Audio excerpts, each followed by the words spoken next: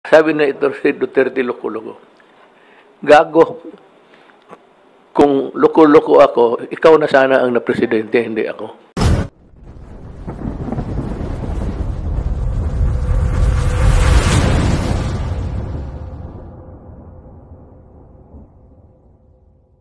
Mga kababayan ko, ganito ang sabihin ko sa inyo. Una-una, we always invoke the name of God. I thank the Lord for guiding the brains of other races, other than Filipinos. Well, we were trying, but so, lack of facilities or talagang wala talaga tayong infrastructure for research and meron akong bakuna. Ang hingin ko sa inyo ganito, magtiis lang kayo ng kunti dahil nga sa hawaan. Ngayon marami na ang nahawa.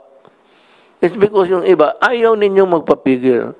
Sabihin niyo, wala kaming roadmap. The roadmap ng recovery natin, I do not know din yung headline ng newspaper. Sabi ko ngayon, ako nagbabasa ng newspaper eh. The roadmap, if it's about me, I do not read. Duterte, where is your roadmap? Hindi nga kami maka-roadmap because we were talking about a budget. Ito ng gabing ito.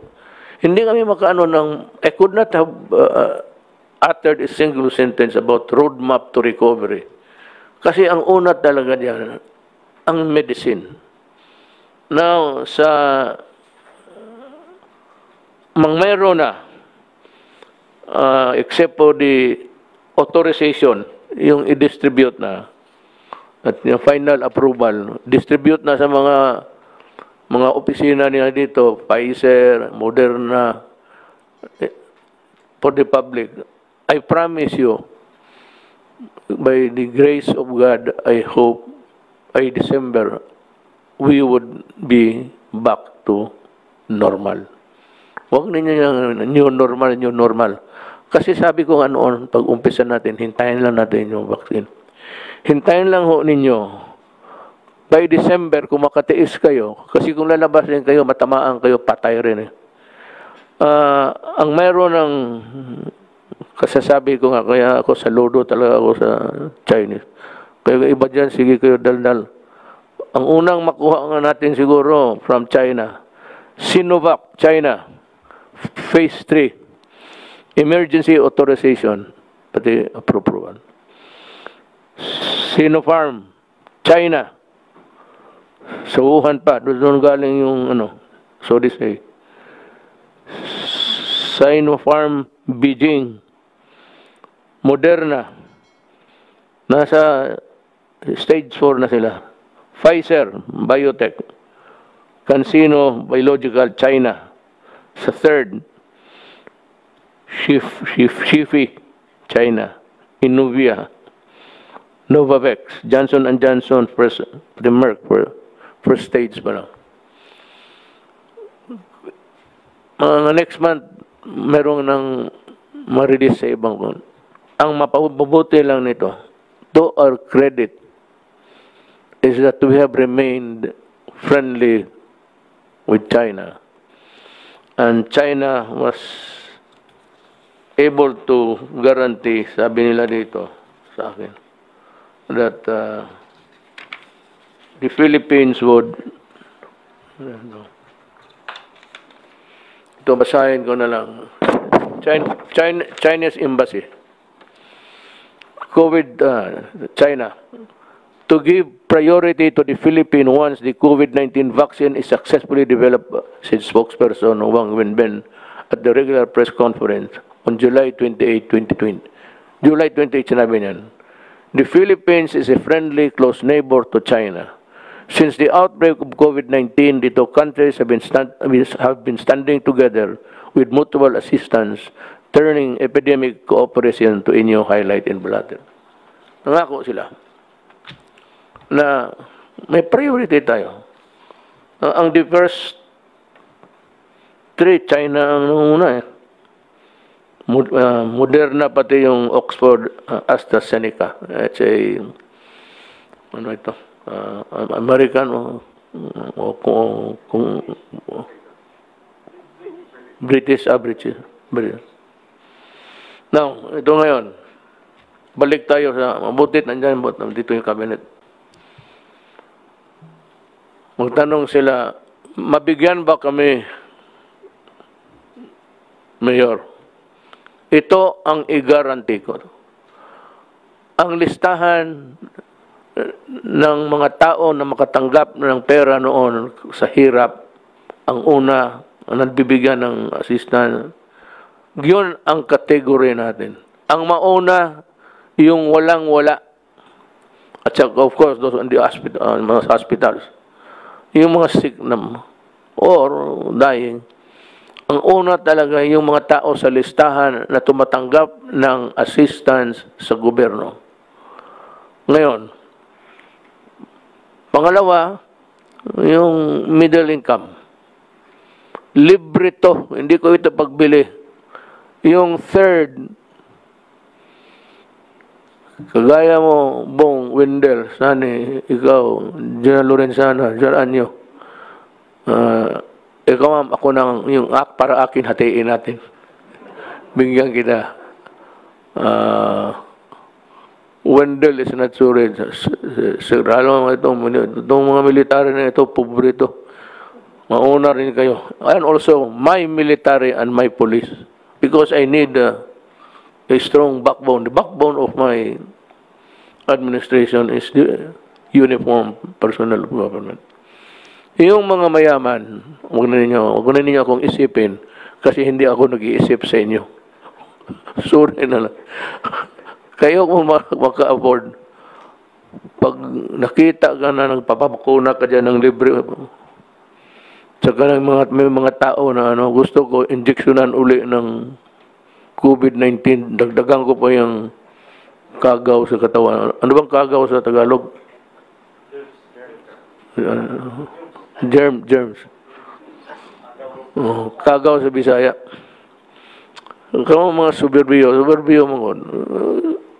Galit pa kayo sa akin. Kamu mga Cebu, nasuko pa sa ako. Anong gisaway ta mo? Anong dita mo sawayan during the critical period, kita na ko ang Cebu free-willing, murag walay COVID. Motong ako ang inom pa sos Ginoo. Ako yung mayor nga to. Sipa nga buto. Pakaon ko ng inyong suno yung pakilaw ko na inyo tubangan. Kita mo, Cebu, ang spike ng Cebu, ang taas. Ito ngayon, sabihin ko sa inyo, magtiis-tiis lang kayo. Nandyan na eh. Sinabi ko, yun ang pinagdadasal ko sa Diyos. Na for God to guide the guiding light so that these guys can make the vaccine. Yun ang distribution. Ano yung listahan na tilungon ng gobyerno? Sila ang mauna. Yung mga upper income, magbili na lang kayo. Libre to. Bilihin natin. Sunny will explain to you kung paano. So, almost by December, tapos to lahat. As fast as we can. Ngayon, sino ang bigyan ko ng trabaho na yan? Kasi ganito yan. Nandito na yung bakuna, tatanggapin ko yan. Sino pabigyan ko? Ibigay ko sa barangay? Barangay captain. Hali kayo. Sabihin niya sa leader niya. Yung si kapitan, wala yan, hindi nagtulong. Bahala na mamatay na yung barangay niya. Mamuliti ka, unahin niya, siya, mayaman na, ako muna. Hindi yung mga kalaban niya politika, hindi mabigyan. Yung ayaw niya, hindi mabigyan. Ngayon, sino ang magdala nito?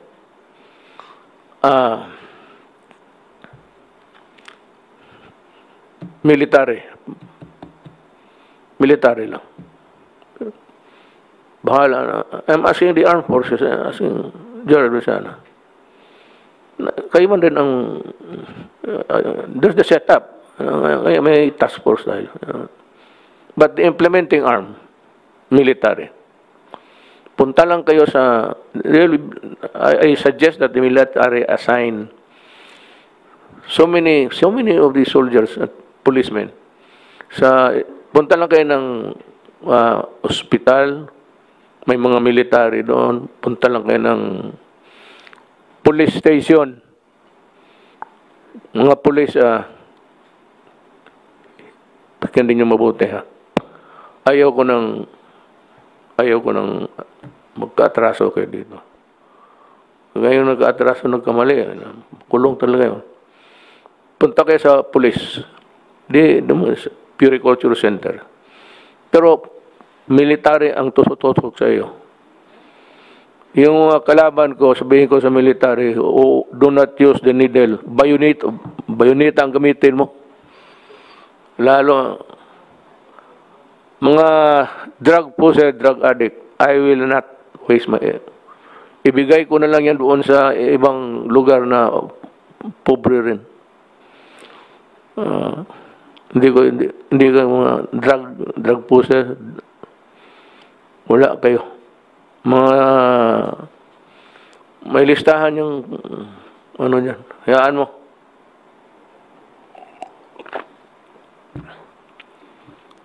Yun ang utos ko. Yan ang gusto ko. Hindi maganda. Hindi talaga maganda. Yung mga tao, hindi pala tao sila. Tingin ko, mga drug pusher, drug lord, aso. Tingin ko sa kanyang aso. Hindi magtulong sa inyo. Sinisira ninyo yung Pilipinas. Pinapatay ninyo yung tao. So, we'll hear Sunny talk about. Kasi ang tinatanong ng anong gusto ng tao, sabi na, marinig lang nila kung anong plano mo. Wala pa akong plano kahapon kasi ngayon lang ito dumating eh. Itong balita sa vaccine. Yung kompleto na talaga.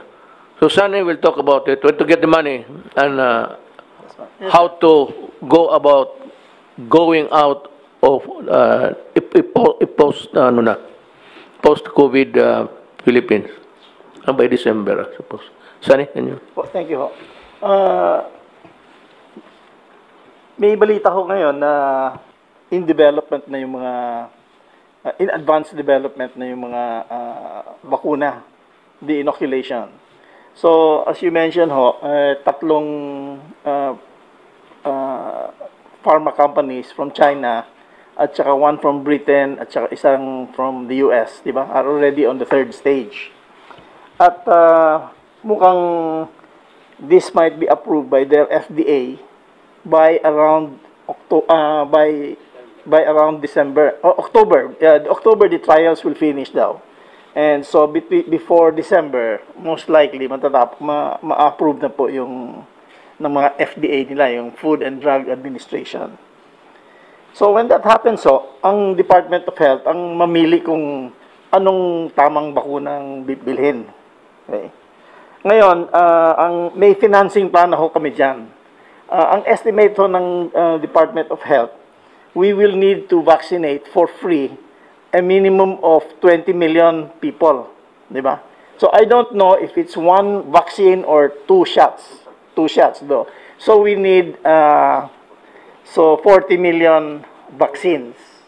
Doses. 40 million doses. Ang 40 million doses times roughly $10 per dose, di ba? Is $400 million or roughly 20 billion pesos. Ang plano ho namin is we will use yung Philippine International Trading Corporation na under sa DTI bumili nitong bakuna. The ones chosen by the Department of Health. Tapos, ite-turn over ho ito sa Department of Health para magamit nila sa mga poorest of the poor muna. Yung first, lowest 20 million in our country. So, once that happens, the Department of Health now will put in their budget to pay this $400 million or roughly 20 billion pesos. And we can pay that over maybe 2 or 3 years. So, babayaran na lang nila to the financing company, which is Land Bank and DBP. So, kayang-kaya ho ng DBP at saka Land Bank i-finance itong purchase ng COVID virus of about roughly mga 20 billion pesos. So we have a plan, and we can execute it as soon as the Department of Health chooses which vaccine or vaccines they want. Baka you'll choose several. So certainly by late this year, if it's available, we can already buy it. So it should be available for free to the lowest, to the poorest of the poor first in this country. So at $10 per dose, that should be around, siguro when they sell it, siguro mga 500 pesos per dose, or roughly 1,000, or maybe including the service and the transportation, siguro mga 1,200 pesos per treatment. So that's totally available. The financing is available for this program. Once the vaccine is available, I'm sure the economy now can be fully open, and we can start not the new normal, the normal life. Okay. We can go back to the normal life now. Sir, could you run us through, breeze us through with how the economy can recover? You just use the bold lines. Opo. The economy actually is already beginning to recover. Ang estimate ho namin, we hit already the lowest part of the economy, which was April, May. Yun ho ang pinakamababa as we can see. So it's already picking up now, and we are going to be seeing a pick up in the in business activity as we go on. Actually, it's already starting to pick up already now. We have a few problems. Among them, number one, yung transportation. Kailangan we have to have more transportation available. We have to encourage people also to start spending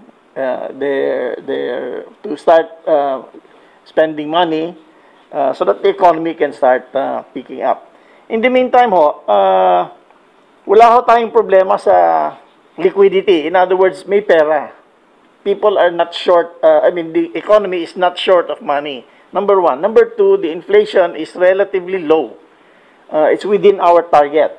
Number three, yung peso ho natin is the strongest in Asia. The strongest currency in Asia is the Philippine peso. It's stronger than the Japanese yen. So people have faith in us.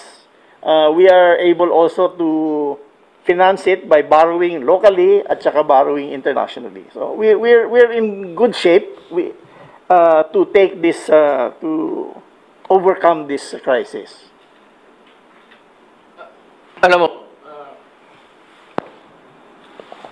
one thing that I would like also to remind people, at least they begin to misconstrue what we're saying. Sabi mo noon, Mayor, walang pera, maubos na ipagbili natin. Sabi ko, kung walang vaccine, that is why I've been repeating vaccine. And kung walang vaccine, pag tumagal ito, maubos ng pera natin, maubos talaga. Sabi ko, magpasalamat tayo sa Diyos for guiding the hands and the brains of those people who made it possible to come up with a vaccine now. Nung sabi ko na kung wala, so bakit sabi may pera? May pera kasi mankind was able to arrest COVID on time. So it's about 6 months, meron ng glimmer of hope then. Now it's there actually in front of us. Bakit hindi madiretso galing China? Hindi yan kasi dadaan pa ng ating sariling clearance. Meron pa tayong food and drug. Baski na sabihin mo galing Amerika, galing China, galing United Kingdom, our experts have to see to it that it is not deleterious, it is not harmful to people. But what I'm going to stress again is that kayong mga tao, kayong naghihirap, huwag kayong slowly lang kasi yung hawaan. Ito lang. Kasi kailangan, alam ko kailangan niya magtrabaho. Yung ano lang kayo, pwede tayo magbili nito? Can we buy? Tapos, kunin ninyo sa military camp. Magbili ako, bigay ko sa military, kay Secretary Lorenzana. Punta kayo sa kampo, pangalan ninyo, address. Yan ang kailangan ko. Kailangan address. Tapos non-user of drugs. Kasi user ka, sabihin ko, sorry, wala kang bakuna, mamatay ka ng pakialam ko sa buhay mo. Galit ako sa inyo eh. Yun. Ang recover natin is normal na because I said we were able to arrest. Not us, but mankind or the Chinese, Americans were able to catch up with the COVID. So, napaiksi yung ating fears at ang ating lahat na pagdudusa. So, we are not going back to new normal. It's going to be normal again unless this mikrobo na ito, bleaching ito, mag-mutate. Kasi minsan nag-mutate eh. Ngayon, isang sungay lang, tinabukasan, may 5 sungay. Puta, another bakuna yan. Sigurado. But this time, I'm sure they're as near as they could ever be. Natabihan na nila yung germs eh. So gusto ko pang magsalita, gusto ko magdaldal, pero gusto ko lang magyabang. Nandito ulit yung basahin ko lang ha. For the rest of the Philippines. For the rest of the Philippines. Minus ha. Yung minus to. For the rest of the Philippines, minus NCR. Kasi maraming hawaan. Maglabas-labasan kayo. Hindi wala nang katapusan itong nawan. Anyway, it's the vaccine. NCR, Bulacan, Batangas, Cavite, Laguna, Rizal, Cebu, Lapu-Lapu City, Mandawi, and Zamboanga City. Naka sa general community quarantine kayo. Para ma-surtin yung purgatorio ninyo. Yung kasi kung maghawaan na naman ito, walang katapusan. Then ang problema nito, sabihin mo, ano ba ito putang inang Duterte na ito? Akala ko pa may vaccine. Nandyan na nga. Kaya lang dadaan pa ito sa mga proseso, lalo na sa atin. May batas eh. They have to be approved by the FDA, Food and Drug Administration. Ngayon, kailan? Well, as soon as possible. Pagka sabi na, parang ministerial na yan, madali na yan, tingin na lang. Ngayon, yung may baka sa production, minsan may mga, anong tawag nitong yawa na ito? Itong lagyan sa medisina. The siren would be the, itong, what do you call this, sir? Yung bayan. Yung mga bayan ng walang laman, i-reserve yan sa mga drug addict. Hangin yan, putang ina kayo. The rest of the Philippines, modified general community quarantine. Itong mga sinabi ko mga Philippines, tiis-tiis muna kayo. Yun lang. Not Philippines, okay na. Modified general community. Kunting ingat lang, wag do not mix together and observe itong distancing, the distance rule. Yan lang hihingi ko sa inyo. Pero huwag kayong matakot. Hindi ako nagyayabang. May bright tayo na finance secretary. May military ako na maasahan ko. Ang hindi ko maasahan niya, nagbibili tapos nababalato pa. Sabi ko na nga noon eh. alam nila before na sinabi ko na ito sigurado. Same story. Hindi bigyan yung kalaban, hindi bigyan kilala, suluhin ng lahat. So sabi ko, ito ngayon, military. Nearest camp, nearest police station, may mga nurses yan. And volunteers, I am asking, yung mga nurse na walang trabaho, total, bakuna na ito, hindi naman ito may COVID.